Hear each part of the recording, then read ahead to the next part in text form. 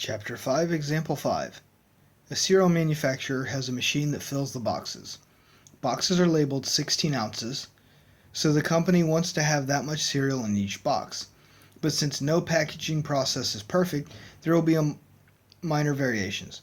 If the machine is set at exactly 16 ounces and the normal model applies, or at least the distribution is roughly symmetric, then about half the boxes will be underweight, making consumers unhappy and exposing the company to bad publicity and possible lawsuits.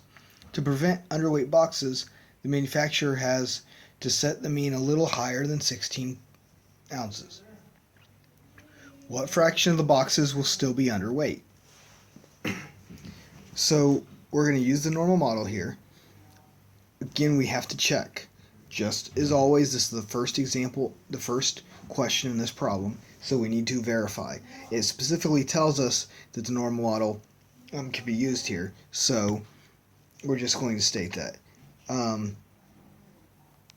So the company believes the amount of cereal fits the normal model, so it's okay to proceed.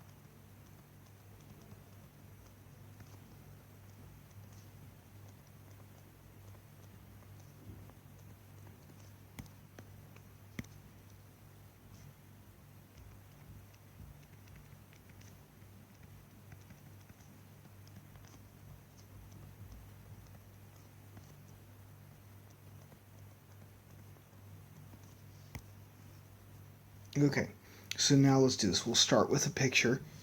It's always nice to have that picture first, so I'm going to draw my normal model. My normal curve there. Okay, we want our title up there, so this is cereal box weights.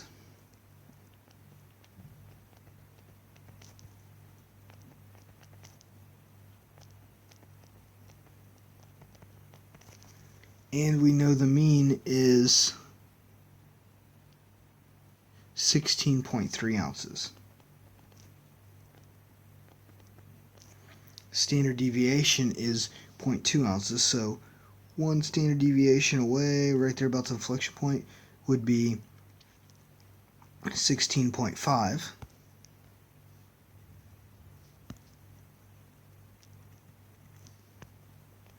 And on the other direction, we get 16.1.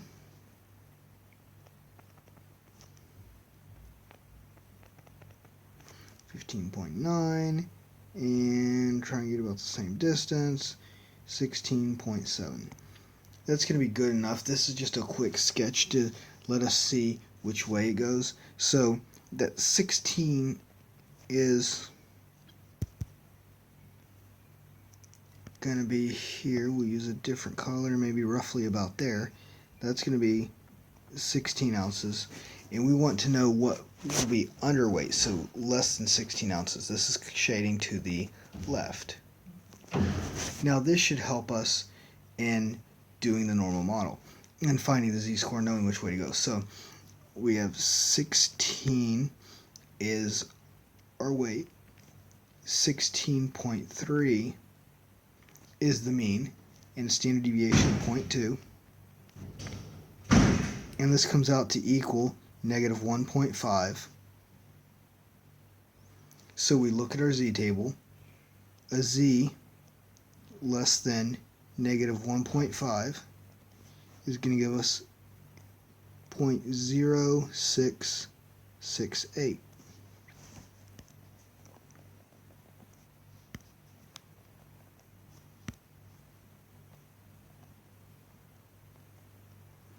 Okay, so now we're just writing to write this up according to the normal model. Remember, we want that little wiggle room in there. We want to show that we know it's a model, so according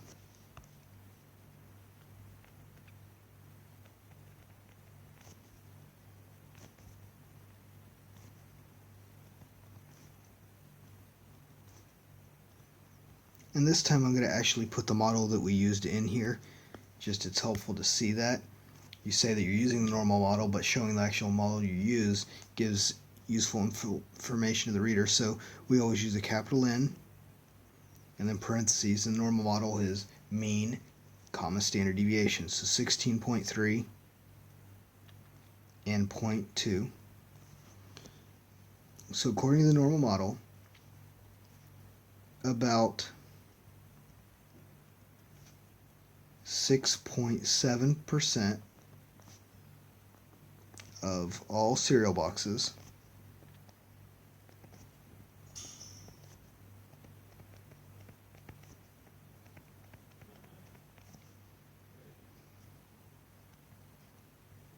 would be expected to be between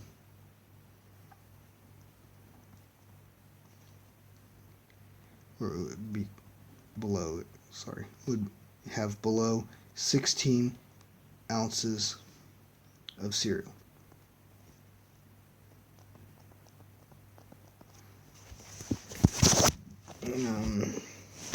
Since we say according to the normal model, we're stating that we know there's that wiggle room in play.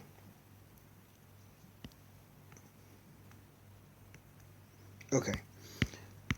The company's lawyers say 6.7% is too high. They insist no more than 4% of the boxes can be underweight.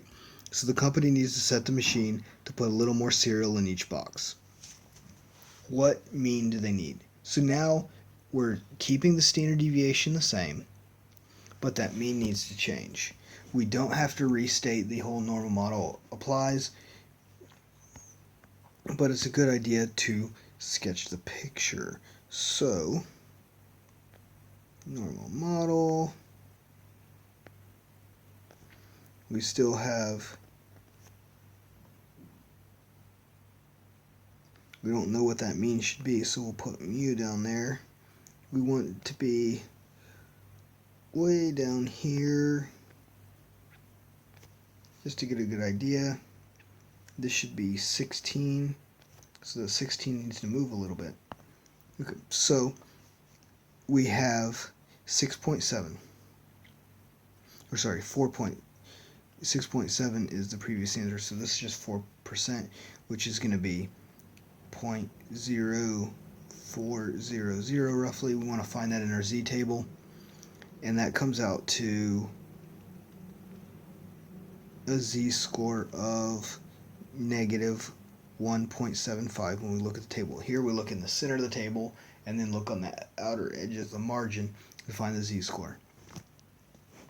So 16, that's still our data point, how much should be in there. It's the mean we're trying to find, so minus x bar over the standard deviation, which did not change and is still 0.2.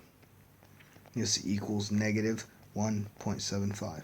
So we multiply by the 0.2, just solving with our normal algebra, and we get 0.35, and this is still negative.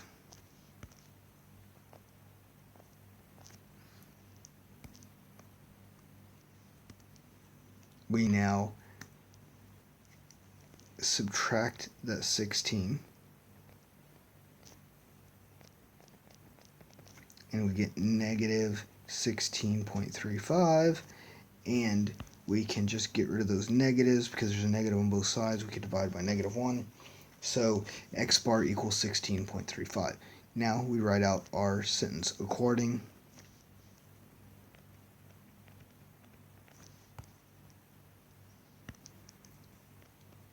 to the normal model,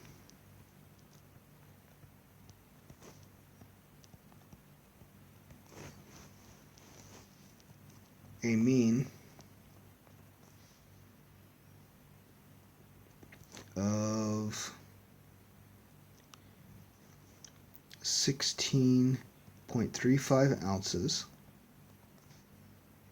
of cereal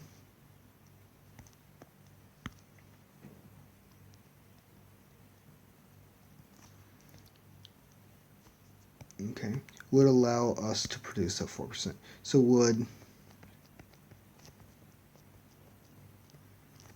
allow us to produce less than 4% of all boxes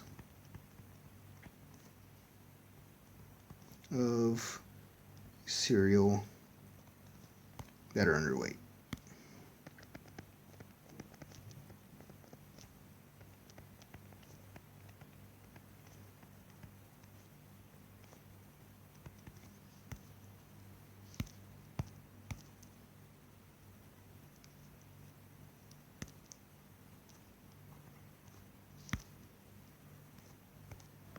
The company president vetoes that plan, saying the company should give away less free cereal, not more. Her goal is to set the machine no higher than 16.2 ounces and still have only 4% underweight boxes.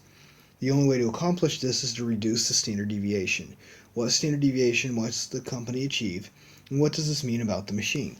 So we already found that z-score, it doesn't change. 4% still has the same z-score, negative 1.75. So we can go ahead and set this up.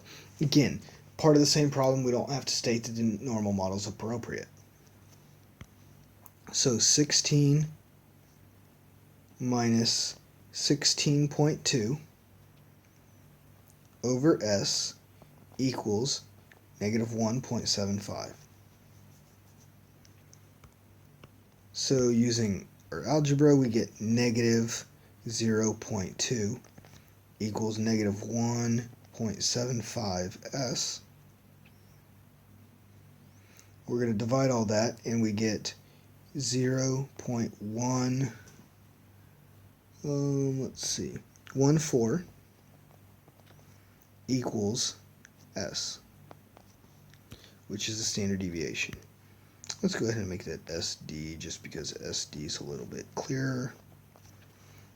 Okay.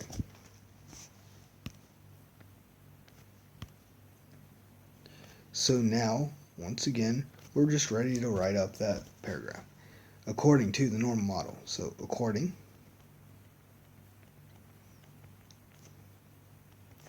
to the normal model,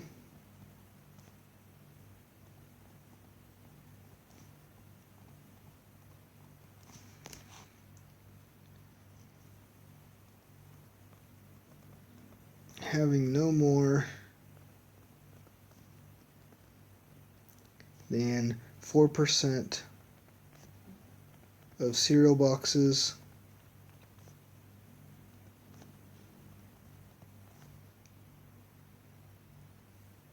underweight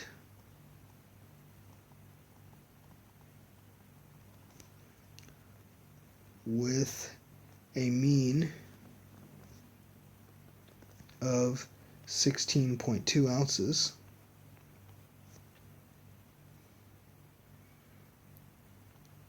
would require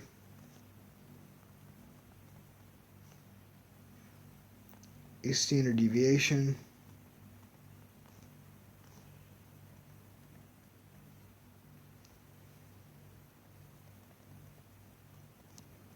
of 0.114 ounces. This does have units because it's not a standardized score. It's just our normal standard deviation there.